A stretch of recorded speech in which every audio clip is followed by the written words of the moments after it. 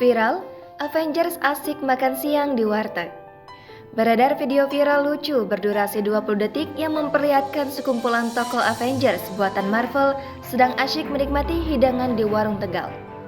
Video yang diunggah oleh akun TikTok @engkyukyal ini memang hanya video yang diedit. Namun, video ini tetap banyak mendapat respon hangat dari warganet.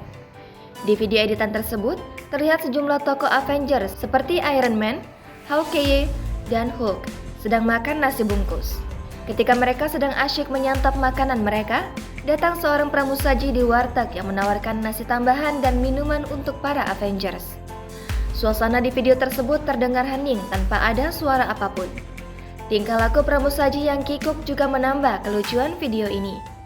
Hingga Kamis, 13 Januari 2022, video ini sudah mendapat 968.000 like serta 27.000 komentar dari pengguna TikTok. Mayoritas dari mereka terheran-heran dengan ide pembuat video. Jangan lupa subscribe, share, komen, dan like ya!